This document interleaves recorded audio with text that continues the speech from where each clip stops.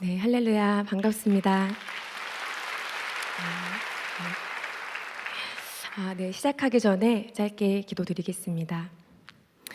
사랑하는 주님, 아버지 이 시간 정말 함께 해주실 줄 믿습니다. 주님, 저의 이야기가 아닌 오직 예수님의 사랑만 남는 그런 자리 되게 하여 주시고, 특별히 지금 고난 가운데 지나고 계신 분들이 있다면 주님께서 더욱 내가 너를 사랑한다, 내가 너를 버리지 않는다, 내가 너를 격려한다, 주님 귀하게 회복시켜 주시는 주님의 역사가 일어나는 그런 은혜를 부어 주시옵소서.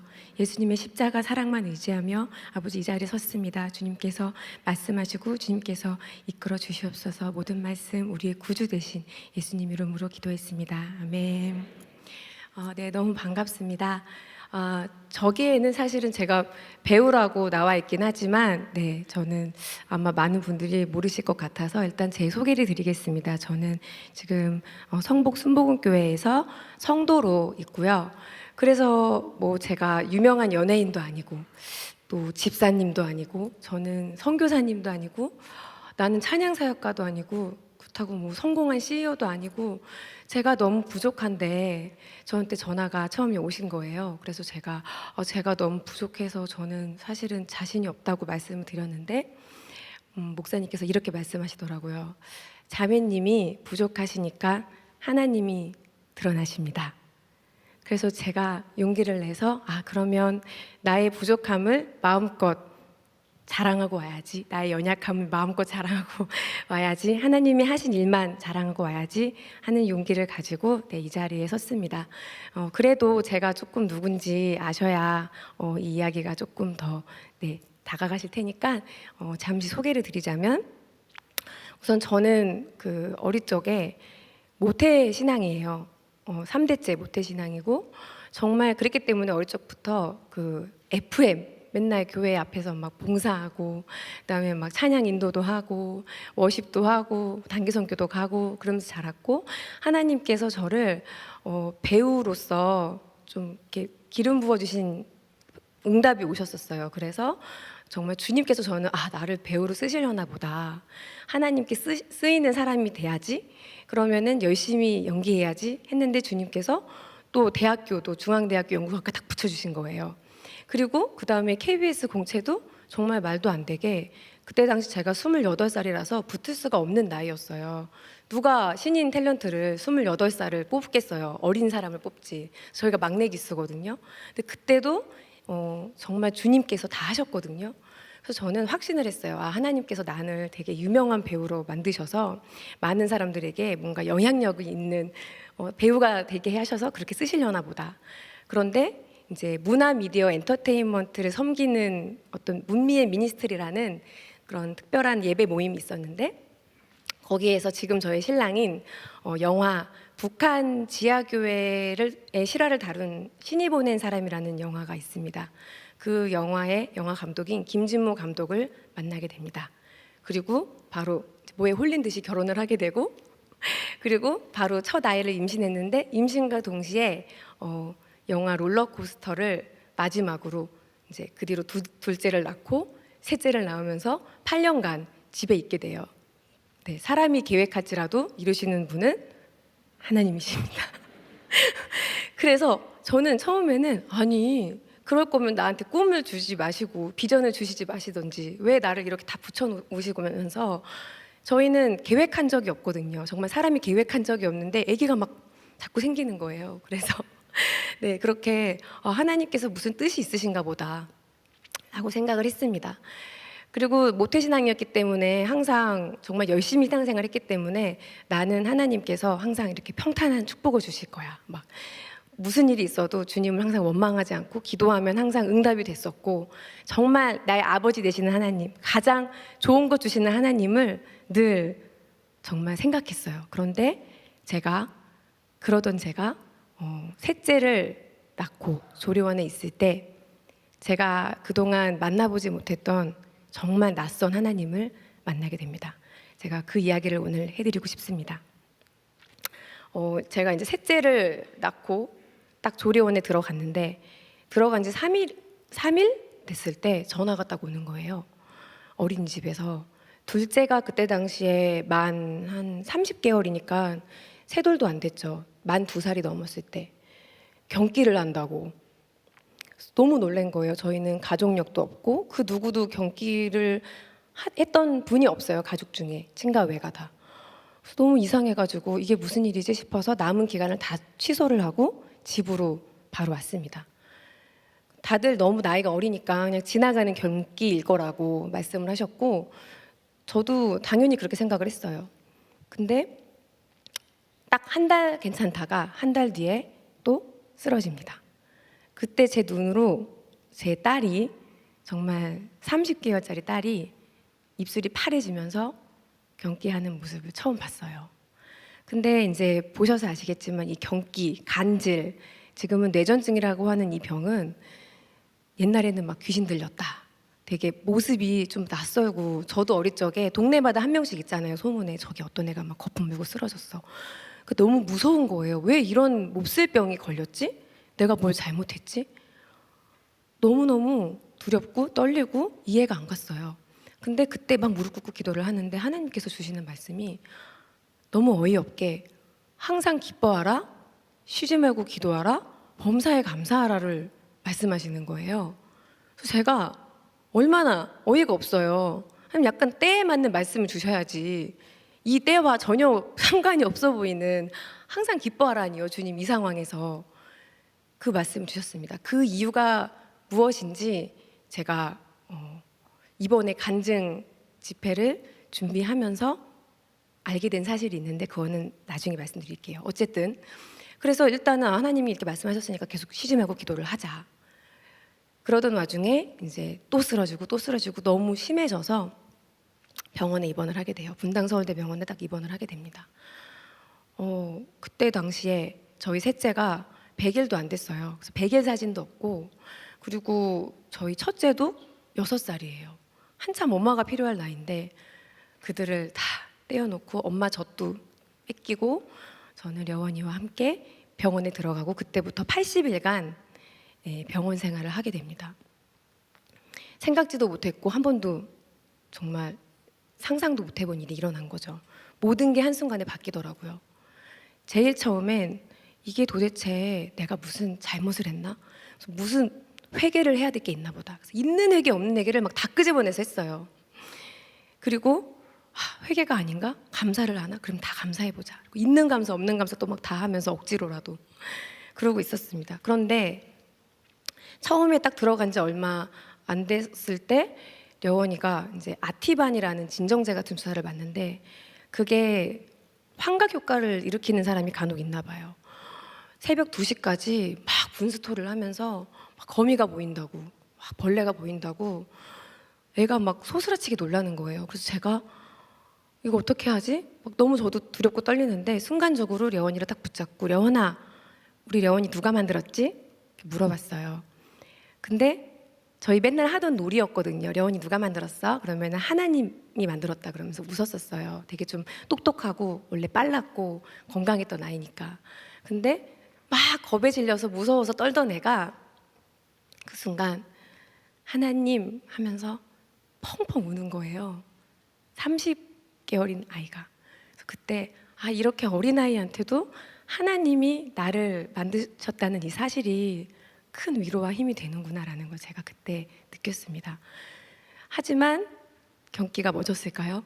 멎지 않았어요. 더 심해지고 더 심해져서 20번까지 하는 거예요.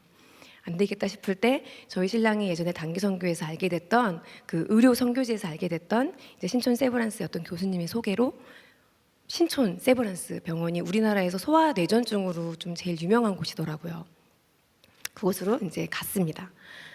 가면 뭔가 좀 좋아질 줄 알았어요. 제일 유명한 병원이니까 유명하신 분도 만났고. 그런데 그분들도 원인을 찾지 못하는 거예요. MRI를 찍어도 아무것도 없고 뇌파 검사에 경기판은 나오는데 이게 도대체 그냥 소견만 말씀하시기로는 엄마 뱃속에서 뇌피질 이형성증이라는 병이 있는데 뭔가 이형성, 이 뇌에 주름이 있는 게 조금 뭐가 잘못 형성이 눈에도 안 보이는 그 하나만 있어도 이렇게 경기를 한다는 거예요. 정말 눈에 보이지 않는 MRI를 뒤지고 뒤져도 찾을 수 없는. 그러니까 방법이 없잖아요. 그래서 일단은 약 조절을 해봅시다. 그런데 이 약을 계속 먹으니까 애가 계속 자요. 낮잠도 자고 약이 너무 독해서 그게 이제 중추신경에 작용을 하는 정말 경기를 먹는 거에만 딱 집중이 되는 약이다 보니까 정말 독해요. 어른들도 먹으면 막 어지러워요. 근데 이 약을 먹고 애가 막 자요. 이제 그때가 신촌세브란스 입원한 지 일주일이 안 됐을 때인데 일어나더니 낮잠을 자고 일어나더니 엄마 꿈에 예수님이 나왔죠? 이래요. 그 발음도 잘 안 돼요. 나왔어도 안 되는 아이예요. 나왔죠? 그래서 제가 예수님이 나왔어? 근데 그런 얘기를 한 적이 없어요. 단 한 번도. 그래서 갑자기 이 얘기를 왜 하지? 예수님이 나와서 뭐래? 그랬더니 예수님이 울었어요. 그러는 거예요. 울었죠? 그래서 예수님이 왜 울었어? 그랬더니 슬퍼서 울었다는 거예요. 그래서 제가 그때 뭔가 이유가 있나 싶어서 그날부터 병원에서 기도 편지를 쓰기 시작했습니다. 막 절절하게 썼어요. 제발 기도해 주세요. 우리 려원이 탈출하게 해주세요. 막 기도 편지를 썼어요. 그런데 그 기도 편지를 쓰고 써도 경기가 멎었을까요? 점점 더 늘어갑니다. 근데 하지만 그 기도 편지를 보고 정말 많은 분들이 기도를 해주기 시작했어요.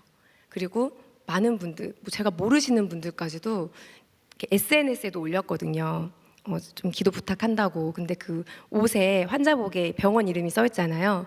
그걸 보고 찾아오신 거예요. 그래서 막 장난감도 사주시고 막 또 경기를 또 해요. 경기하다가 또 돌아와서 또 장난감 가지고 놀고 그러고 있었어요. 그런데 이 약이 점점 늘어가니까 또 약을 늘면은 분명히 경기가 좀 줄거나 뭐 좀 빈도수가 떨어지거나 해야 되는데 약은 늘어서 눈빛도 흐려지고 점점 걷지도 못하고 기저귀도 떼었던 아이가 다시 기저귀를 차게 되고 너무 이해가 안 가는 거예요. 그러고 있는데 이제 교수님이 오십니다. 사브릴이라는 약이 있는데 6번째 약이에요. 이제 5개예요, 약이 벌써. 근데 사실 4개가 넘어가면은 중환자로 분류가 돼요. 왜냐면 4개부터는 이제 그 약들을 계속 먹으면서 자라면 지체 장애아가 될 확률이 엄청 높은 거죠. 그래서 그 약을 평생 동안 먹어야 되기 때문에 경기를 하는 아이들은 그래서 지체 장애아로 자랄 수밖에 없게 되는 약이 기준이 4개 이상이에요. 근데 이미 5개가 된 거예요. 너무 애가 닳고 도대체 하나님 주님 믿습니다 하는데 믿습니다 하는데 경기를 하니까 마음이 점점 무너지고 있을 때도 붙잡고 있었는데 이제 딱 6번째 약 사브릴 이거를 먹으면 어떤 부작용이 있냐면 약 10%의 경우에 시력이 이렇게 좁아진대요, 각도가. 그래서 이쪽을 못 보게 되는 거예요, 이 끝쪽을. 100%는 아니지만 약 10% 정도의 환자들에게서 그런 부작용이 생긴다고 하는데 그거를 감안하고서라도 먹여야 되는 거예요. 안 그러면 뇌 손상이 올 수 있으니까. 그리고 실제로 뇌 손상이 와서 이제 하루아침에 누워만 있거나 엄마도 못 알아보거나 식물인간이 된다거나 정말 많아요, 그런 아이들이. 한숨을 쉬었습니다. 그리고 사브릴이라는 약을 붙들고 그 삼칠병동이라고 해요. 뇌전증, 소아뇌전증이 있는 삼칠병동에 끝에 예배실이 하나가 있어요. 정말 예쁘게 딱 그 안에만 들어가면 병원이 아닌 것 같아요. 거기에 맨날 갔어요. 왜냐면은 있기 싫어서 이 장애 아들 막 진짜 막 그때 당시만 해도 너무 제가 여기에 우리 려원이가 왜 있어? 여기에 있을 아이가 아닌데 이게 너무 컸던 거예요. 그래서 빨리 나가야 돼 이러면서 막 같이 있기 싫어서 불쌍은 하지만 우리 려원이는 나갈 아이야 이러면서 계속 글로 갔어요. 사브리를 붙들고 갔습니다. 하나님 오늘부터 이거 먹이는데 주님 이걸로 고쳐주세요. 고쳐주세요. 정말 제가 따져야겠다 그러면서 막 따지면서 기도를 했습니다. 왜냐하면 저의 기도에 늘 응답하시는 하나님이었기 때문에 저는 믿었어요. 그리고 응답이 오는 거예요. 고쳐주겠다고. 뭔가 엄청난 확신이 드는 거예요. 하나님이 이걸로 고쳐주시는구나. 6번째로. 이거다. 그래서 제가 약을 먹이고 감사기도를 하고 잤습니다. 근데 다음날 아침에 어떻게 됐겠어요? 경기가 폭발했어요. 30번, 40번 하던 애가 70번, 80번. 그래서 혈관으로 로딩이 막 들어가는데 뭐 진짜 정말 독한 그냥 원래 맞기만 해도 기절해서 이제 바로 잠들어야 되는 그런 것들이 막 7개, 8개 들어가는데 들어가면서도 경기를 하고 안 멎는 거예요. 정말 무섭게. 그러더니 막 일어나서 저한테 누구세요?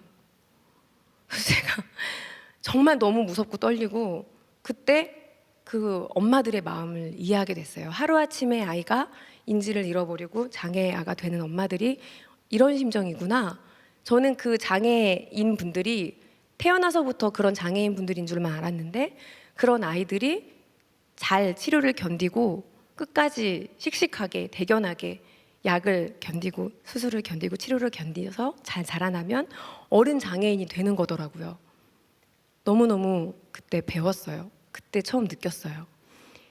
그리고는 제가 하나님을 따지려고 기도를 시작합니다. 분명히 고쳐주신댔는데 어떻게 된 거냐고. 딱 입을 여는데 하나님이 무릎을 꿇는 순간 회개 기도가 나오는 거예요. 저는 회개는 이미 벌써 첫 주차에 끝났기 때문에 더 이상 할 회개가 없는 줄 알았어요. 생각도 안 나고. 원래 모태신앙들은 간이 조금해서 큰 죄를 잘 못 짓잖아요. 거짓말해도 막 금방 회개하고 엄마가 지옥 간다 그러니까는 막 예배도 무조건 가고 저도 그랬거든요. A형에다가. 근데 정말 제 입에서 어떤 기도가 나오냐면 하나님, 제가 사랑하지 못했습니다. 사랑하지 못한 것을 주님 회개합니다. 이 기도가 나오는 거예요. 그래서 근데 사실 제 이름이 김예랑이잖아요. 예수님의 사랑이거든요. 원래 본명이 김지혜인데 이제 엄마가 너가 탤런트가 되었으니 예수님의 사랑을 전해라. 누가 이름을 물어봐도 예랑이라고 왜 예랑이야? 예수님의 사랑 그러면은 이름 물어볼 때마다 예수님의 사랑 전할 수 있잖아요. 저는 제가 사랑이 정말 많다고 생각했어요. 주변에서도 모태신앙들이 원래 그런 또 첫째고 그러면 칭찬을 많이 해주시거든요. 그러니까 저는 당연히 난 사랑이 많고 막 안아주고 맨날 이러니까. 근데 하나님이 사랑 없다고 책망하시는 거예요. 이해가 안 갔어요. 근데 그때 제 입에서 나온 기도가 주님, 제가 가족을 사랑하지 않았습니다. 제가 엄마를 사랑하지 않았습니다. 제가 시댁을 사랑하지 않았습니다. 친구를 사랑하지 않았습니다. 신랑을 사랑하지 않았습니다. 사랑하지 않은 거에 대해서. 그래서 이게 뭐지? 성경을 봤어요. 근데 하나님께서 사랑하라고 한 게 저는 약간 이렇게 무슨 권면하신 거, 사랑해 이왕이면 요 정도라고 생각을 했는데 그게 사랑이 명령이잖아요. 너희는 하나님을 사랑하고 이웃을 사랑하라. 그런데 내가 너희를 사랑한 것 같이 사랑하라. 저는 예수님의 사랑을 전하기만 했지 그 사랑이 제 안에 없었던 거예요. 그걸 깨닫게 됐어요. 그래서 너무너무 놀라고 눈물이 나는데 성경을 보는데 그럼 사랑이 뭐지? 왜냐하면 사실 어렵고 힘든 관계, 여러분 서운하게 하시는 분 다 있잖아요. 내가 저 사람은 사랑 못하겠어. 있잖아요. 막 미워하는 것도 아니야. 근데 사랑 못하겠어. 이런 거 있잖아요. 근데 하나님께서 고린도전서 13장 4절에서 7절 말씀 읽어볼게요. 사랑은 오래 참고 사랑은 온유하며 시기하지 아니하며 사랑은 자랑하지 아니하며 교만하지 아니하며 무례히 행하지 아니하며 자기의 유익을 구하지 아니하며 성내지 아니하며 악한 것을 생각하지 아니하며 불의를 기뻐하지 아니하며 진리와 함께 기뻐하고 모든 것을 참으며 모든 것을 믿으며 모든 것을 바라며 모든 것을 견디느니라. 알던 말씀이잖아요. 너무 흔하게 찬양도 있고. 근데 주님이 정말 책망하시면서 너의 안에 그 사랑이 없다.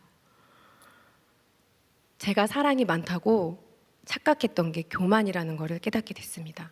자기 의가 있었던 거예요. 모태신앙이라서, 모태짱아찌라서. 그래서 주님이 분명히 고치신다고 하셨잖아요. 아니, 려원이를 고치는 게 아니라 너 고치는 거야. 저를 고쳐주신다고 하신 말씀이었던 거예요.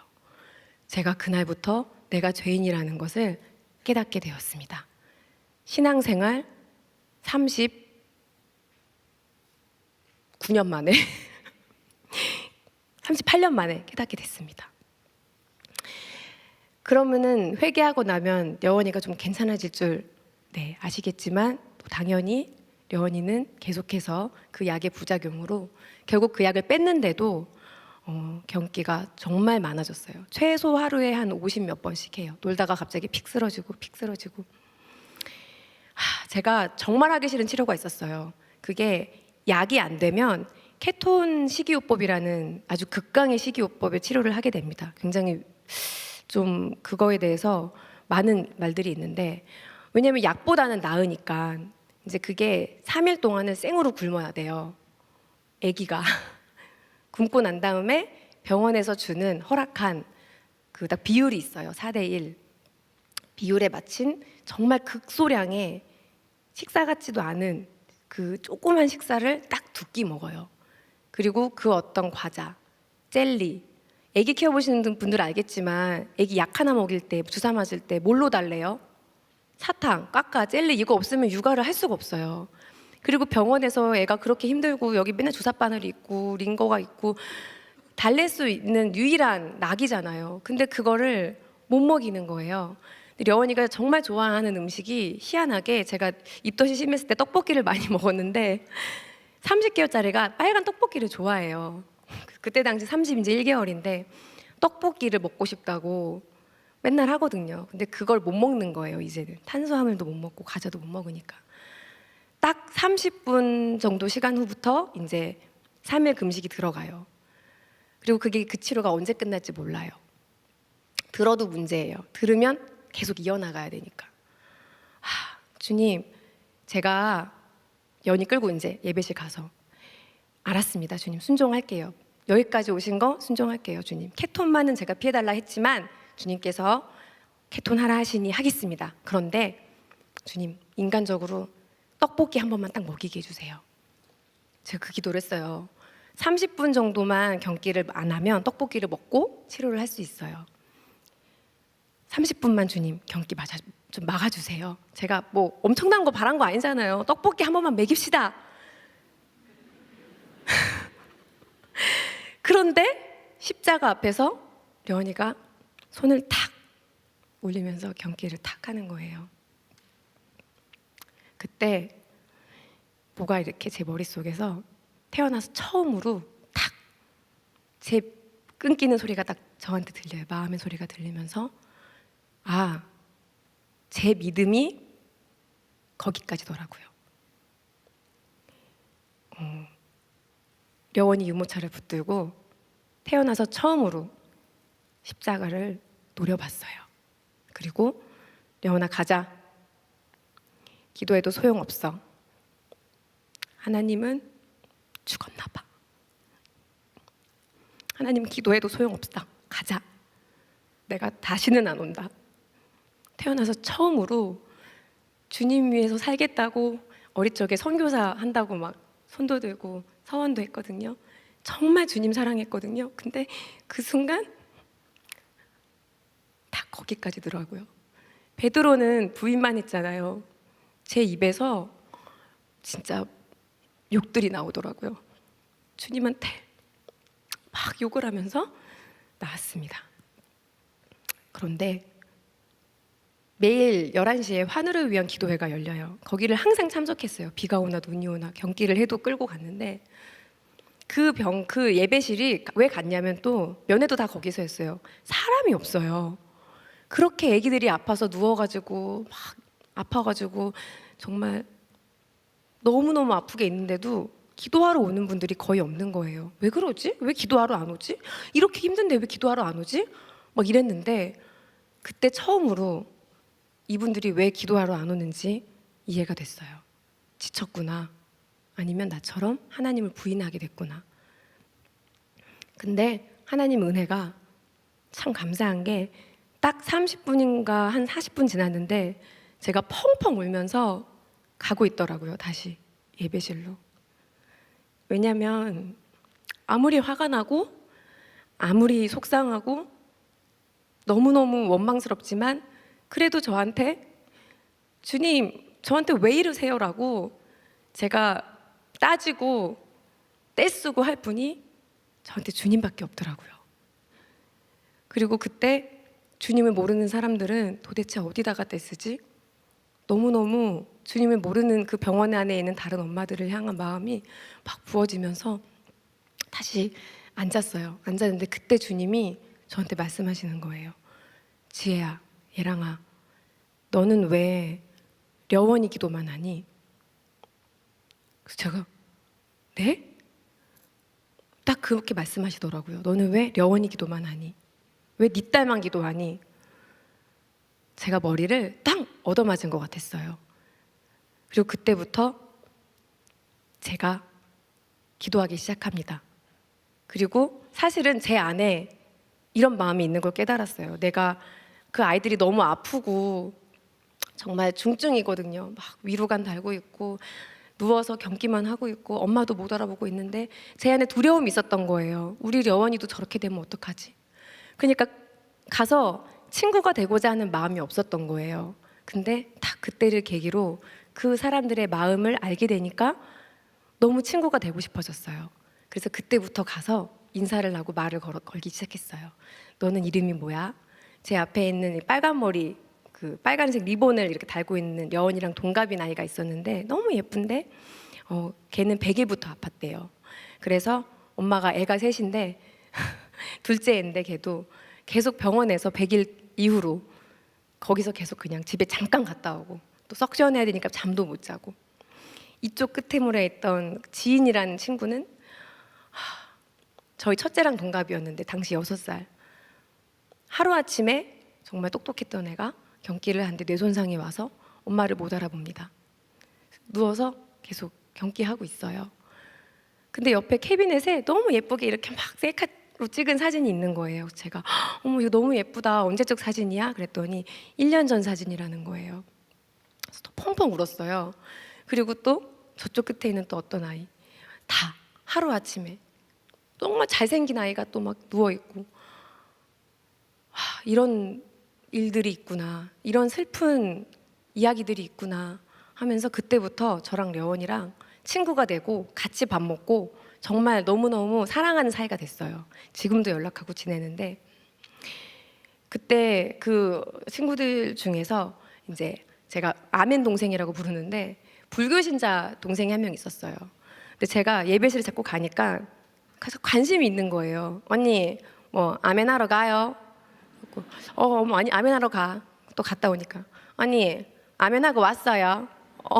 아멘 하고 왔어. 또 어느 날 안 가면 언니 오늘은 왜 아멘 하러 안 가요? 뭐 이러는 거예요. 그래서 내 아멘에 되게 관심이 많구나. 제가 가가지고 기도해줘도 되냐고 물어봤는데 여러분 종교가 달라도 기도해줘도 되냐고 물어봤을 때 싫다고 하는 엄마가 한 사람도 없는 거예요. 그래서 가서 막 기도해줬어요. 기도하는데 막 눈물이 나더라고요. 하나님께서 정말 사랑하시는구나. 여기에 있는 한 사람 한 사람 너무 사랑하시는구나.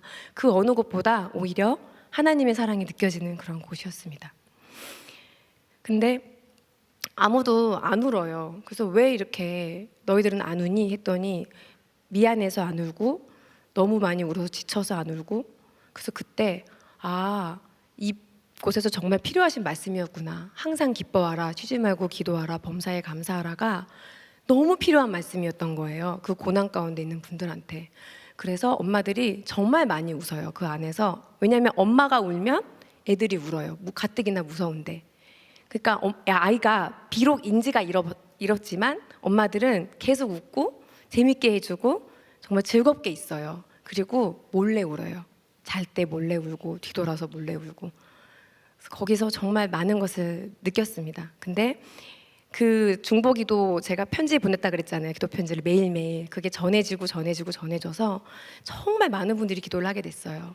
그리고 이 기도들이 모여서 이 병동 안에 뭔가 저는 역사가 일어나겠지. 막 정말 하나님, 주님 보여주세요. 이랬는데 아무도 아무 일도 일어나지 않는 거예요. 매일매일 울부짖고 기도했는데 왜 기도를 안 들어주시지? 근데 들어주신 건 딱 하나예요. 제가 그들을 위해 기도하고 려원이도 막 정신이 이제 깨면 막 기도하는 거예요. 그거 외에는 이뤄주신 게 없었어요. 근데 희한하게도 그때부터 저도 눈물이 들어가고 이상하게 감사가 정말 고백이 되더라고요. 근데 결국에는 케톤 치료가 안 맞았어요. 근데 케톤 치료가 안 맞으니까는 뭘 먹을 수 있었을까요? 떡볶이. 얼마나 감사했는 줄 아세요, 여러분? 제가 진짜 그 전까지는 억지로 감사했는데 여원이가 떡볶이 먹는 모습 보니까 막 할렐루야 막 이러면서 너무 감사한 거야. 떡볶이 먹는 거 막 사진 찍고 막 뭐라고 막 사진 찍고 떡볶이를 먹는다고. 그래서 경기를 하는데도 그 맛있는 거를 먹일 수 있다는 것만으로도 감사하고 정말 감사가 회복이 됐어요. 그리고 더 이상 려원이가 경계하는 게 슬프긴 하지만 제가 절망이 된다든지 하나님은 원망이 된다든지 그러지가 않는 거예요. 그냥 이상한 소망이 생겼어요. 그러고 있는 와중에 70일째 되던 날 려원이가 딱 자고 일어났는데, 원래 이제 뇌파가 수면 전후로 가장 불안정해서 자다가 일어나면 경기를 하고 잠들 때 경기를 하고 잠잘 때 경기하고 그래요. 그래서 딱 엄마들이 일어나서 대기하고 있어요. 잘 때도 계속 보고 경기 하나 안 하나 다 기록해야 되니까. 근데 딱 일어나는데 딱 경기 일지 들고 보고 있는데 저를 딱 쳐다보는 거예요. 그러더니 경기를 안 하고 70일째 되던 날, 엄마, 하나님이 고쳐주셨죠? 또 써 바르면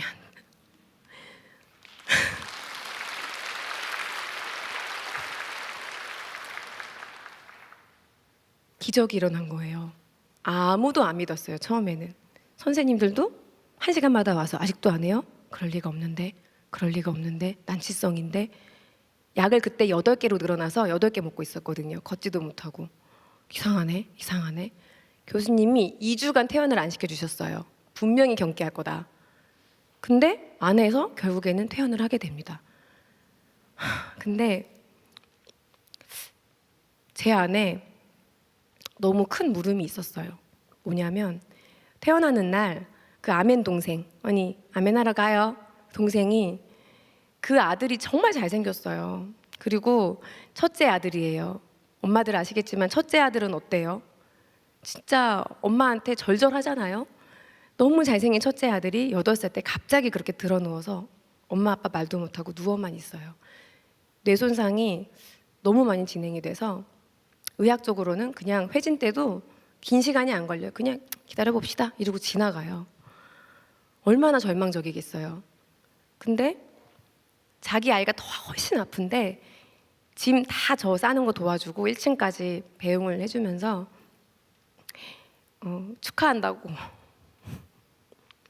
그래서 여원이가 엘사 좋아한다고 엘사 머리핀 뭐 이런 거, 물병 이런 거 사가지고 내려와서 안아주고, 맨날 시크릿 주주 노래할 때 이제 그 친구가 마녀를 해줬거든요. 뭐 치링 치링 치리링 그러면은 마녀가 외우는 주문이 있는데 막 아리오네오 막 이러면서 같이 놀아줬는데, 마녀 이모 잊어버리면 안 돼. 그런데 제가 너무 눈물이 났어요. 하나님 왜 안 고쳐주셨어요? 왜 려원이만 고쳐주셨어요? 너무 미안한 거예요. 제 안에 오해가 생기는 거예요. 중보기도에 대한. 그러면 하나님은 핵인싸라서 막 용기가 있어서 SNS에도 올리고 중보기도 하는 사람들이 많아지면 그러면은 고쳐주는 거고, 중보기도 하는 사람이 없으면 안 고쳐주시나? 한 사람이 기도하는 거는 응답 안 하시는 건가? 오해가 되는 거예요. 제 안에 지울 수 없는 물음표가 남긴 채 저는 펑펑 울면서 병원을 나옵니다. 그리고 계속 연락하고 지냈어요. 그 물음을 간직한 채 이제 약 한 거의 1년 반 동안 약을 하나씩 두씩 끊게 돼요. 그래서 8개에서 맨 처음에는 이제 온 집에다가 다 매트를 다 깔아놓고 갑자기 경기하면 또 안 되니까 막 쓰러지거든요. 이렇게 못 걸었으니까. 근데 그 매트도 점점 줄게 되고 약이 3개밖에 안 남고 걷게 되고 유치원을 가게 됐어요. 하지만 제 안에는 여전히 그 물음이 남아 있었어요. 근데 태어날 때 그 다른 엄마가 언니 이러면서, 저희 이제 신랑도 영화 감독이고 저도 막 이런 직업이니까 우리 아들 얘기 좀 해줘. 우리 애기들 얘기 좀 알려줘. 소아내전증에 대한 인식이 안 좋으니까. 그 얘기를 해서 제가 약속을 하고 나왔었거든요. 그래서 뭐라도 해야겠다. 이 빚을 갚아야겠다. 그래서 제가 어떻게 하지? 근데 아픈 사람들도 극장에 가지 않아도 집에 TV가 없어도 볼 수 있는 게 있는 거예요. 뭐죠? 유튜브. 아, 유튜브구나. 그럼 유튜브로 이런 좀 컨텐츠를 해야겠다. 그게 려원이의 목숨값을 갚는 거라는 생각이 들었어요. 그래서 처음부터 막 뇌전증 얘기하면 사람들이 안 볼 것 같으니까 좀 재미있게 엄마들의 무한도전처럼 웃겨야겠다. 그래서 려원이 기도 같이 해줬던 친동생이랑 막 이렇게 4명이 모여가지고 엄마들이 엄마라고 쓰여진 티셔츠를 막 입고, 그게 이제 저 엄마 티셔츠인데 입고 막 되게 무한도전, 엄마들의 무한도전처럼 해서 이름은 뭘로 짓지? 웃겨야 되는데 그래서 애 뱄으니까 에벤져스라고 짓자 막 이러고 에벤져스, 우린 에벤져스야 막 이러면서 그러다가 이제 려원이 얘기를 하려고, 그리고 제가 할 수 있는 한 최선을 다해서 막 그런 전 사역이라고 생각하고, 그런 제 또 친구가 그런 좀 이렇게 힘든 소수 좀 이렇게 사회적으로 소외되어 있는 아이들을 위한 극단을 만들었어요. 저한테 같이 하자고. 그 친구도 지금 같은 저희 중보자인데 같이 하자 그래서 제가 그래 이것도 하나님이 주시는 사인이야 열심히 했어요. 그러고 있는데 사역이 점점 집중이 될수록 점점 저의 예배가 희미해지는 거예요. 병원에서 느꼈던 저의 은혜가 희미해지는 거예요. 삶의 예배가 아주 천천히 희미해지기 시작했는데 사실 저는 그거를 잘 깨닫지 못했습니다. 왜냐면 너무 천천히니까. 그러고 있다가 작년 12월 코로나가 우리나라에 들어오기 바로 직전에 려원이가 또 쓰러지는 거예요. 분명히 경기파가 사라졌다고 얘기를 들어가지고 기적이라 그랬거든요. 다들 울고불고 하나님이 하셨다 그러고. 근데 쓰러진 거예요. 똑같이 악몽이 되풀이가 됐어요. 다시 입원을 했어요. 이해가 안 가는 거예요. 도대체 뭐지? 하나님 이거 뭐예요? 기적을 줬다 뺏는 게 어딨어요? 그리고 기도하는데 하나님이 또다시 말씀하십니다. 항상 기뻐하라, 쉬지 말고 기도하라, 범사에 감사하라. 하나님 진짜 이게 뭐예요? 그 입원한 뒤 며칠 뒤가 크리스마스 이브였는데 이브 때 이제 제가 아기들 좀 컸으니까 제가 이번엔 집에 있고 신랑이 잠깐 들어가 있었어요. 근데 교수님이 오시더니 병변을 찾았다고 하시는 거예요. MRI를 2년 전에는 못 찾던 그 병변이 똑같은 MRI인데 다시 또 뒤지고 뒤졌는데 정말 미세하게 있는 걸 찾았다는 거예요. 근데 그게 수술이 가능한 부위고 그리고 약 80% 정도의 성공률이 있다. 수술을 하자. 근데 아마 못 걸을 거다. 왜냐하면 오른쪽 다리 운동신경과 너무 딱 붙어 있는 곳이었어요. 그리고 더 나쁜 소식은 뇌전증 뇌수술은 1차, 2차에 거쳐서 수술을 해요. 그러니까 굉장히 좀 고통스러울 거다. 어른도 감당하기 힘든 수술을 일주일 간격으로 1차, 2차 두 번을 열어야 하며 1차 수술은 열어서 안에다가 이제 뇌에다 직접 전극을 붙여요. 그리고는 전극을 이렇게 뽑은 채로 그걸 남겨놓고 잠시 이렇게 붕대를 감아놔요. 그리고 일주일을 침대 위에서 뇌파 검사를 하면서 살아야 돼요. 정확한 부분을 찾아야 되니까. 그러니까 뇌가 이렇게 열려 있을 거 아니에요. 보이진 않지만. 어른들도 힘들어서 막 살려달라 그런대요. 그리고 당연히 고열 나고 구토할 것이며 뭐 뇌출혈도 당연히 올 수 있고 그러면 또 수술해야 되는 거고, 엄마들이 아기 얼굴을 알아보지 못할 만큼 부을 것이며 너무 무서운 얘기들을 하는 거예요. 그러니까 뇌수술은 잘못됐을 그 마지막 20%의 확률이 너무 무섭잖아요. 진짜 하늘나라 갈 수도 있고. 그래서 어떡하지 이러면서 막 펑펑 울고 있는데 그때 당시 이제 옆에 오셨던 그 신랑의 지인분 중에 그 가수 이무송 선배님께서 연예인 합창단 단장님으로 계셔요. 근데 이렇게 면회를 마침 오셔서 딱 들으신 거예요. 그 얘기를. 그러더니 신랑한테 크리스마스 선물이네 이러셨다는 거예요. 그래서 신랑이 딱 그 얘기를 해주는데 그때 엄청 눈물이 나더라고요. 갑자기. 왜냐하면 1년 반, 그러니까 2년 전이랑 상황이 많이 바뀌어 있는 거예요. 려원이가 조금 더 자랐고 조금 더 튼튼해졌고 그리고 막내도 많이 컸고, 그리고 사실 보험이 없었어요. 보험이 없어서 뇌수술은 아시겠지만 진짜 보험 없으면은 큰일 나거든요. 근데 그 사이에 그 1년 반 사이에 이제 여울돌이라는 뭐 희귀 난치 어린이들 중에 이제 그렇게 보험 없고 하는 아이들을 도와주는 단체가 있는데 그 재단에서 연락이 왔어요. 어떻게 려원이 소식을 듣고. 그래서 거기 들어가 있었거든요. 그 도움을 받을 수 있는 길들이 있는 거예요. 열려 있는 거예요. 여러 가지 사건이. 그래서 하나님께서 1년 반이라는 시간을 그러면 선물로 주신 거구나. 그때 열었어야 됐는데 1년 반의 시간을 주님이 조금 더 시간을 주셨나 보다 하면서 저희가 울면서 감사하다고 기도를 드렸어요. 근데 저는 그때 느꼈어요. 감사 기도의 힘을. 여러분, 감사해야 마땅할 때 하는 게 그렇게 큰 힘이 없더라고요. 그런데 정말 그런 순간에 감사합니다라고 했을 때 하나님께서 놀라운 역사를 이루시는 줄 주님 분명히 알려주십니다. 감사할 수 없을 때 억지로라도 감사할 거 찾아서 감사할 때 주님께서 정말 엄청난 일을 행하세요. 그때부터 이제 일이 시작이 또 됩니다. 저희는 사실은 이미 한번 기도 편지를 보냈으니까 민망하잖아요. 또 다시 이렇게 됐다는 거를 못 보내죠. 당연히 어떻게 보내요? 염치가 없지. 그랬는데 그때 당시 처음에 도와주셨던 그 신촌 세브란스 교수님께서 신랑한테 먼저 중보기도방 릴레이 금식 기도방을 만들자 하고 만들어 주신 거예요. 그리고 사람을 모아라, 기도를 하자. 그래서 저희는 용기를 내어서 이거는 내가 혼자 감당할 일이 아니고 또 솔직히 자식을 위해서라면은 부모가 못할 게 없잖아요. 부끄러운 게 어딨어, 해야지. 그리고 막 민망한데도 다 혹시 릴레이 금식 해줄 수 있냐. 근데 제가 놀란 건 솔직히 몇 명 못 모일 줄 알았어요.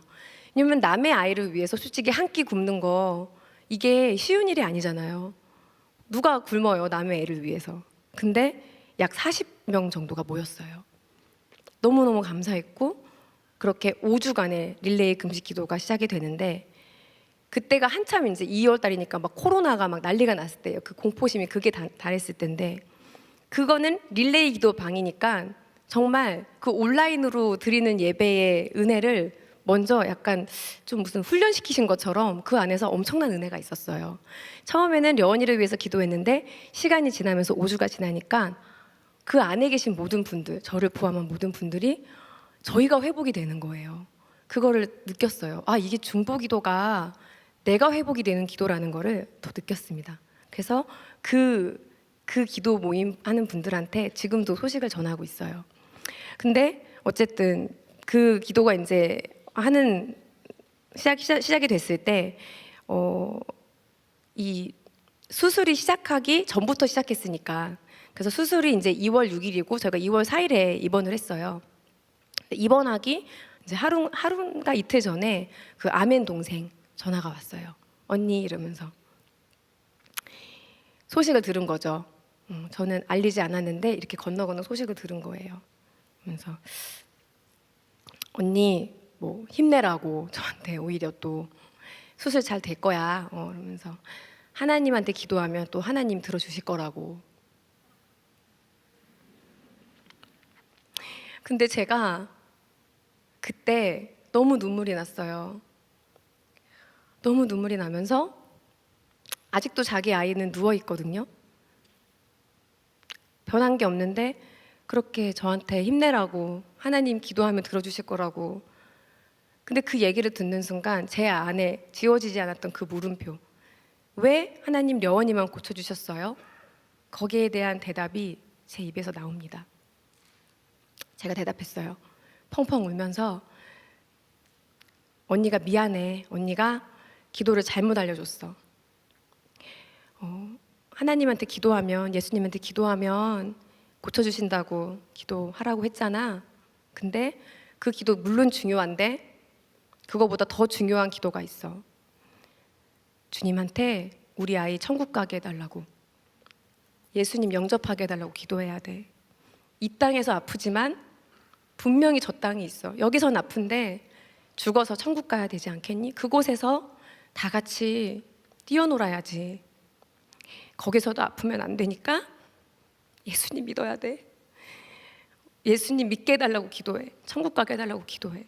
그리고 감사해야 돼. 근데 어떤 일이 일어났냐면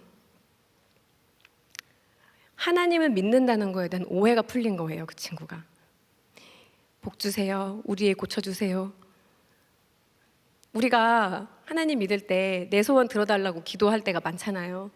그렇게 생각했던 거예요. 똑같이 선앙당에 비는 것처럼 이렇게 비나이다 하는 것처럼. 근데 그게 아니라는 거를 하나님께서는 죽어가는 자를 쓰시고 아무 말 못하고 누워있는 아이일지라도 주님께서 마음 먹으시면 그 아이를 통해서 죽어가는 생명을 살릴 수가 있다. 분명히 네 아들이 누워있는 것 같지만 기도할 때 하나님이 그 아들을 통해서 놀라운 일을 행하실 수가 있어. 그게 예수님 믿는 거야. 그러면서 그 아이가 려원이가 1년 반 전에 갑자기 경기가 먹고 모두가 기적이라고 했을 때는 언니 근데 나는 못 믿겠다고 했어요. 왜냐면 자기 아들은 그대로 누워있으니까. 근데 오히려 다시 재발하고 이제 남들이 봤을 때는 사실은 큰일 난 거잖아요. 수술하러 들어가는데. 그런데 그때 그 아이가 예수님을 믿겠다고 합니다. 그리고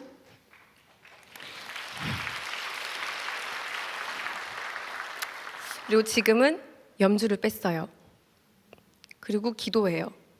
그리고 저희 그 화이팅겔이라는 공동체라고 아까 나왔는데 그게 뭐냐면은 그냥 저희들끼리 무슨 모임처럼 순모임처럼 그 37병동 엄마들 그리고 또 다른 뇌전증 엄마들 그리고 정말 놀랍게도 그 릴레이 금식 기도방에 제가 알리지도 않았는데 자기 아이가 아픈데도 불구하고 나도 왜 나 초대 안 했냐고 나도 금식하겠다고 저한테 전화 온 언니가 있었어요.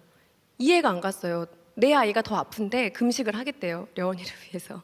근데 그 언니 또 다른 분들 다 들어왔어요. 그래서 딱 그 6명이랑 목사님 2명이랑 그리고 그때 중보했던 분들 중에서 이제 제가 좀 초청해서 이렇게 이 아이들만을 위해서 우리가 다시 좀 중보 기도를 계속 이어갔으면 좋겠습니다 해서 그 단체 방을 만들었는데 그 이름을 화이팅 게일 해가지고 엄마들 힘내라고 나이팅게일처럼 맨날 하얀 옷 입고 이렇게 아이들 돌보는 엄마들 힘내라고 해서 만들었는데 그 공동체 안에 그 친구가 있고 다른 그 병원 친구도 다 있고 뭔 일 있으면은 문자가 떠요. 그 친구가 내가 기도할게. 그리고 자기 기도 제목 있으면은 저 기도해 주세요. 이렇게 떠요. 너무너무 기뻐요. 정말 그 안에서 제가 받는 게 훨씬 많아요. 전 중보기도를 한다고 생각했는데 누군가를 위해 기도할 때 하나님께서 정말 많은 사랑을 저에게 힘을 부어주시더라고요. 그리고 다시 수술 이야기로 돌아올게요. 그러고서 이제 수술 들어갑니다. 1차 수술을 했습니다. 근데 사람들이 와서 다 놀라는 거예요. 애가 붓지도 않고 너무너무 멀쩡한 거예요. 열도 안 나고 토도 안 하고. 그리고서는 이제 또 2차 수술을 했습니다. 2차 수술하면서 막 제발 걷게 해달라고 막 기도했을 거 아니에요. 나왔어요. 근데 오른쪽 발 전체가 마비예요. 그리고 수술 후 MRI를 찍거든요. 보시더니 신경외과 교수님, 재활 교수님, 소아신경과 교수님 전부 다 한숨을 막 쉬시면서 못 걸을 것 같다고. 근데 그때 그 교수님, 저 도와주신 교수님께서 RT 켄달 목사님이 쓰신 완전한 용서라는 책을 가지고 와서 읽어보라고 주고 가시는 거예요. 근데 도대체 제가 이 책을 저한테 왜 주시지? 갑자기 이 타이밍에? 려원이가 한 3일 동안 말을 안 해서 자기도 충격받아서 못 움직이니까. 완전한 용서가 되게 알고 보니까 유명한 베스트셀러인데 그 책에 보니까 요셉 이야기가 나와요. 그러면서 내가 정말 용서할 수 없는 사람 있죠. 내가 이 사람만큼 용서할 수 없는 나에게 상처 준 사람, 정말 원수 같은 사람, 용서라고 나오는 거예요. 근데 전 제가 용서 되게 잘하는 줄 알았거든요. 그 책을 보니까 제가 용서한 게 하나도 없더라고요. 용서를 한 적이 없는 거예요. 거기서 말하는 용서는 그냥 계속 용서하고 그들을 위해 기도하고 하나님 외에 누구에게도 말하지 말고 정말 용서하라고, 사랑하라고. 여러분 혹시 이 시간에 내가 절대 용서 안 되는, 사랑할 수 없는, 정말 이 사람 나 상처 준 사람이 혹시 마음에 있으세요? 용서할 수 있으시겠어요? 저는 너무 어려웠어요.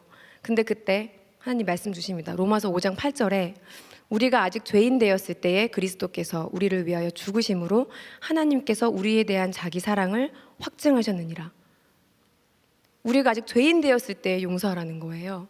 용서를 하신 거예요, 주님께서. 그리고 제가 생각했어요. 아니 근데 나는 잘못한 게 없는데, 난 잘못한 게 없이 상대방이 잘못하거나, 정말 우리는 그렇게 생각하잖아요, 다들. 나는 내가 맞다고 생각할 때 화가 나잖아요. 나는 억울하다. 나는 억울한 피해자다. 이럴 때 화가 나거든요. 내가 생각이 맞는 것 같을 때 화가 나고. 내가 저 사람보다는 나은 것 같고 내가 저 사람보다는 나 이런 사람 있잖아요. 근데 빌립보서를 주님이 읽어보라 하십니다. 빌립보서 2장 3절에서 12절. 아무 일에든지 다툼이나 허영으로 하지 말고 오직 겸손한 마음으로 각각 자기보다 남을 낮게 여기고 각각 자기 일을 돌볼 뿐더러 또한 각각 다른 사람들의 일을 돌보아 나의 기쁨을 충만하게 하라. 너희 안에 이 마음을 품으라. 곧 그리스도 예수의 마음이니 그는 근본 하나님의 본체시나 하나님과 동등됨을 취할 것으로 여기지 아니하시고 오히려 자기를 비워 종의 형체를 가지사 사람들과 같이 되셨고 사람의 모양으로 나타나사 자기를 낮추시고 죽기까지 복종하셨으니 곧 십자가에 죽으심이라. 이러므로 하나님이 그를 지극히 높여 모든 이름 위에 뛰어난 이름을 주사 하늘에 있는 자들과 땅에 있는 자들과 땅 아래에 있는 자들로 예수의 이름에 무릎을 꿇게 하시고 모든 입으로 예수 그리스도를 주라 시인하여 하나님 아버지께 영광을 돌리게 하셨느니라. 그러므로 나의 사랑하는 자들아 너희가 나 있을 때뿐 아니라 더욱 지금 나 없을 때에도 항상 복종하여 두렵고 떨림으로 너희 구원을 이루라. 아멘. 여운이 손을 붙잡고 기도했습니다. 주님, 제가 사랑하고 용서합니다. 제 안에 있는 그 어떤 억울한 마음도 주님 제가 가지지 않겠습니다. 예수님의 사랑을 실천하는 예랑이게 될게요. 주님, 우리 려원이 제발 걷게 해주세요. 려원아, 같이 기도하자. 걷게 해주세요. 그리고 아멘 했는데 려원이가 저를 보더니 엄마, 나 걷고 싶어 하고 얘기를 했어요. 저는 얼른 핸드폰 카메라를 켜고 세팅해놓고 려원이 손을 잡았습니다. 그 예배실에서. 네, 영상 틀어주세요.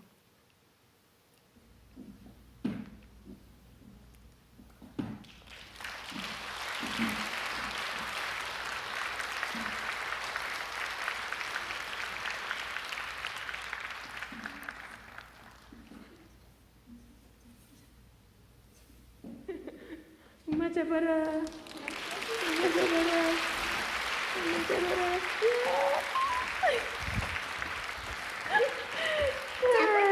잘했다.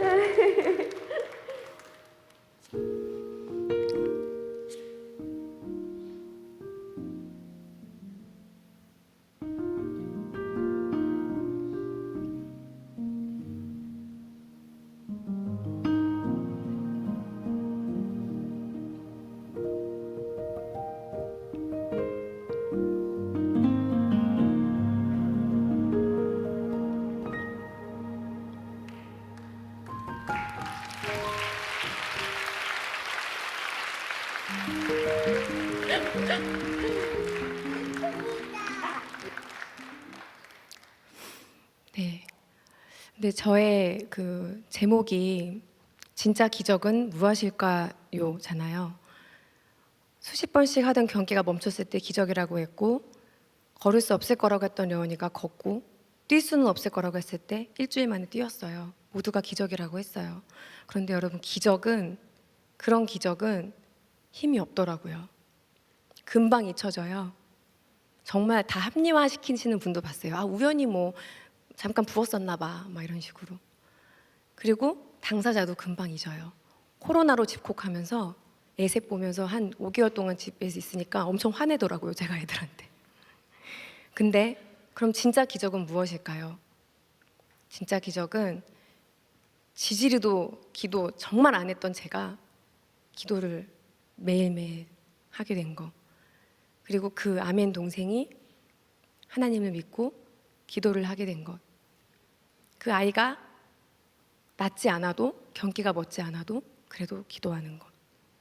그리고 사랑하지 않았다는 것, 못했다는 그 저의 교만함을 제가 알게 된 것. 그리고 무엇보다도 정말 감사할 수 없을 때, 고난 가운데 있을 때 찬양한 것. 제가 지금도 힘들 때 보는 영상이 있습니다. 정말 려원이 가장 힘들 때 2018년도에 케톤하면서 뇌파 검사하면서 너무너무 힘들 때 그때 영상이거든요. 저는 이게 진짜 기적이라고 생각합니다. 네, 이번 영상 틀어주세요.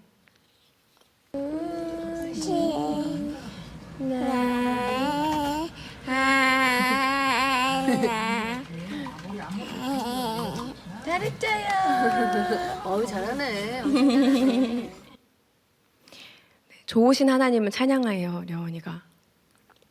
너무 아프고 매일매일 바늘로 찌르는데 가장 좋아하던 찬양이 저 때 좋으신 하나님이었어요. 좋으신 하나님, 좋으신 하나님, 나의 하나님. 그리고 더 큰 기적은 지금 이 시간에도 우리가 모두가 누리고 있는, 값없이 누리고 있는 십자가의 사랑. 예수님께서 우리를 위해서 이 땅에 내려오셔서 나 한 사람만이 이 세상에 존재했다 하더라도 내려오셔서 십자가에 죽기까지 사랑하신 그 십자가 사랑이 가장 큰 기적이라고 저는 감히 고백합니다.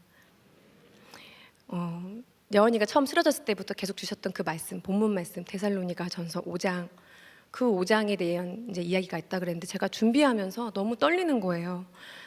어떤 말을 하지? 어떤 말을 하지? 하는데 다시 쭉 읽어봤어요. 그리고 데살로니가 전서를 검색했더니 그 데살로니가 전서가 바울이 교회에 처음으로 격려하려고 쓰신 첫 번째 편지더라고요. 그렇구나 하고 읽었는데 27절에 제가 무너지고 눈물을 흘렸어요. 하나님의 뜻을 조금 알겠더라고요. 하나님께서 주신 마음이 데살로니가전서 5장 27절에 내가 주를 힘입어 너희를 명하노니 모든 형제에게 이 편지를 읽어주라. 저는 이 편지가 그 옛날 데살로니가 교회뿐 아니라 그리고 려원이 때문에 좌절하고 울었던 2018년도에 저한테도 그리고 지금 이 순간 매일매일 힘겨운 고난을 겪고 있는 모든 성도분들한테 주님께서 격려하시고 싶으셔서 지치지 말라고 주시는 주님의 편지라고, 이 편지를 읽어주라고 하시는 것 같았어요. 그래서 이 시간 함께 읽어주라 하시니까 읽어드리겠습니다. 데살로니가 전서 5장입니다. 형제들아, 때와 시기에 관하여는 너희에게 쓸 것이 없음은 주의 날이 밤에 도둑같이 이를 줄을 너희 자신이 자세히 알기 때문이라. 그들이 평안하다 안전하다 할 그때에 임신한 여자에게 해산의 고통이 이름과 같이 멸망이 갑자기 그들에게 이르리니 결코 피하지 못하리라. 형제들아, 너희는 어둠에 있지 아니하매 그날이 도둑같이 너희에게 임하지 못하리니 너희는 다 빛의 아들이요 낮의 아들이라. 우리가 밤이나 어둠에 속하지 아니하나니 그러므로 우리는 다른 이들과 같이 자지 말고 오직 깨어 정신을 차릴지라. 자는 자들은 밤에 자고 취하는 자들은 밤에 취하되 우리는 낮에 속하였으니 정신을 차리고 믿음과 사랑에 호심경을 붙이고 구원의 소망에 투구를 쓰자. 하나님이 우리를 세우심은 노하심에 이르게 하심이 아니요 오직 우리 주 예수 그리스도로 말미암아 구원을 받게 하심이라. 예수께서 우리를 위하여 죽으사 우리로 하여금 깨어있든지 자든지 자기와 함께 살게 하려 하셨느니라. 그러므로 피차 권면하고 서로 덕을 세우기를 너희가 하는 것 같이 하라. 형제들아, 우리가 너희에게 구하노니 너희 가운데서 수고하고 주 안에서 너희를 다스리며 권하는 자들을 너희가 알고 그들의 역사로 말미암아 사랑 안에서 가장 귀히 여기며 너희끼리 화목하라. 또 형제들아, 너희를 권면하노니 게으른 자들을 권계하며 마음이 약한 자들을 격려하고 힘이 없는 자들을 붙들어주며 모든 사람에게 오래 참으라. 삼가 누가 누구에게든지 악으로 악을 갚지 말게 하고 서로 대하든지 모든 사람을 대하든지 항상 선을 따르라. 항상 기뻐하라. 쉬지 말고 기도하라. 범사에 감사하라. 이것이 그리스도 예수 안에서 너희를 향하신 하나님의 뜻이니라. 성령을 소멸하지 말며 예언을 멸시하지 말고 범사에 헤아려 좋은 것을 취하고 악은 어떤 모양이라도 버리라. 평강의 하나님이 친히 너희를 온전히 거룩하게 하시고 또 너희의 온 영과 혼과 몸이 우리 주 예수 그리스도께서 강림하실 때에 흠없게 보전되기를 원하노라. 너희를 부르시는 이는 미쁘시니 그가 또한 이루시리라. 형제들아, 우리를 위하여 기도하라. 거룩하게 입맞춤으로 모든 형제에게 문안하라. 내가 주를 힘입어 너희를 명하노니 모든 형제에게 이 편지를 읽어주라. 우리 주 예수 그리스도의 은혜가 너희에게 있을지어다. 아멘. 아멘. 저는 아직도 가끔 그 2018년도의 여름이 그리울 때가 있습니다. 이렇게 말하면 못 믿으시겠지만 정말 그리울 때가 있어요. 왜냐하면 그 고난 가운데 있을 때 하나님께서 정말 여러분들을 주목하고 계시기 때문입니다. 그때처럼 주님이 함께 하시고 밤이나 낮이나 꿈속에서도 주님께서 사랑하신다고 이야기해 주셨던 때가 없어요. 그리고 그 37병동 안에 고난 가운데 있는 모든 분들, 지금 이 순간에도 각자 고난 당하시는 그 모든 분들, 그분들에게 들으시든지 못 들으시든지 주님께서는 끊임없이 이 격려의 편지를 매일매일 써서 보내고 계십니다. 주님께서 그 말씀을 꼭 전하라고 하시는 것만 같았어요. 여원이가 나왔어요. 하지만 그러면 이제 고난이 끝일까요? 저희는 그렇게 생각하지 않아요. 분명히 다시 고난이 와요. 어떤 방식으로든. 제가 되게 싫어하는 말이 있는데 요즘 유행어 중에 꽃길만 걸으세요라는 말이에요. 꽃길만 걸으세요. 근데 예수님이 좁은 길을 걸으라고 하셨잖아요. 십자가의 그 길을 걸으라고 했는데 꽃길만 걸으라고 우리는 항상 기도를 저는 했습니다. 많은 경우에 그렇게 기도를 하시는 것 같아요. 그런데 고난은 반드시 옵니다. 지금 고난에 있지 않은 분들도 어떤 모양이든지 그 고난이 올 거예요. 하지만 여러분 절대 그럴 때 낙심하지 마시고 여원이 경기가 멋지 않았지만 여원이가 좋으신 하나님 찬양한 것 같이 그 고난 가운데 여러분께 손 내미시고 격려하시고 위로하시고 결코 홀로 두지 않으시는 고아와 같이 버려두지 않으시는 주님을 꼭 붙잡으세요. 그러면 놀라운 일이 일어납니다. 주님이 이사야서에 내가 물 가운데로 지날 때에 내가 너와 함께할 것이라 강을 건널 때에 물이 너를 침몰하지 못할 것이며 내가 불 가운데로 지날 때에 타지도 아니할 것이요 불꽃이 너를 사르지도 못하리니라고 하셨고 로마서도 8장 18절 말씀 생각하건대 현재의 고난은 장차 우리에게 나타날 영광과 비교할 수 없도다. 만약에 언젠가 제가 되게 유명한 배우가 돼서 여기저기 막 TV에 나온다면 여러분 그때 잊지 마시고 절 위해 기도해 주세요. 그때 제가 주님과 멀어질 수 있는 때예요. 제가 정말 잘 나가 보일 때 꼭 저를 위해 기도해 주시기 바랍니다. 우리는 반드시 죽음을 만납니다.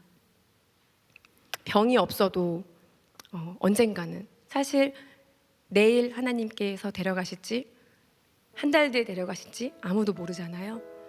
려원이가 지금 다 나았어요. 약 하나밖에 안 남았어요. 하지만 아무도 모릅니다. 그날과 그때를. 그런데 마치 죽음이 오지 않을 것처럼 자꾸 이 땅의 것을 바라보면서 주님 저에게 축복 주세요. 축복 주세요라고 기도했던 저를 돌아봅니다. 하나님께서는 지혜야 내가 너와 함께하는 게 예랑아 내가 너와 함께하는 게 가장 큰 축복이란다. 예수님만 안다면 그게 축복이란다. 끊임없이 말씀하고 계시는 것 같았어요. 감사할 때 어떤 순간에서 감사할 때 그리고 함께 기도할 때 혹시 지금 너무너무 힘든 고난 가운데 아이가 아프거나 정말 죽어가는 병에 걸리셨거나 너무 힘든 가운데 계신 분이 있다면 숨지 마시고 가장 주변에 믿을 수 있는 분들에게 우리도 기도 모임 만들자. 목사님께 동역자분께 제발 손 내미세요. 그분들이 그 기도 모임을 만들기 시작할 때 주님께서 일하십니다. 삼겹줄은 절대 끊어지지 않습니다. 겸손하게 내가 연약하다는 것을 주님께 내어놓을 때 하나님께서 놀라운 일을 행하십니다. 그리고 끝까지 말씀 붙드시고 기도하세요. 제가 너무 마음이 아팠던 게 당근마켓이라는 중고 물품 파는 데가 있는데 얼마 전에 누가 십자가랑 성경책을 무료 나눔합니다 하고 올려놓은 거예요. 예수님께서 값없이 주신 그 무엇과도 바꿀 수 없는 십자가를 도대체 무슨 고난이 왔길래 얼마나 힘들었길래 무료 나눔으로 성경책도 한두 권이 아니고 십자가도 한 여러 개였어요. 그분을 위해 기도하게 되더라고요. 주님 이분이 왜 주님을 떠났을까요? 여러분 그럼 다 잃은 거예요. 절대 예수님만은 붙들고 지금 걷고 계시는 그 고난에 예수님께서 내가 너와 함께 한다고 세상 끝날 때까지 함께 한다고 약속하신 그 말씀 꼭 붙잡고 가시면 주님께서 마지막에 장하다 내 딸아 수고했다 내 아들아 너 수고한 거 내가 다 안다. 천국에서 10배로 20배로 갚아주십니다. 절대로 주님이 잊지 않으십니다. 여러분 그거 꼭 붙잡고 마지막까지 절대 주님만은 놓지 않는 우리가 되길 바라면서 나누고 싶은 찬양이 있습니다. 주여 우린 연약합니다. 다 같이 찬양하시면서 기도하고 끝냈으면 좋겠습니다. 주여 우린 연약합니다. 우린 오늘을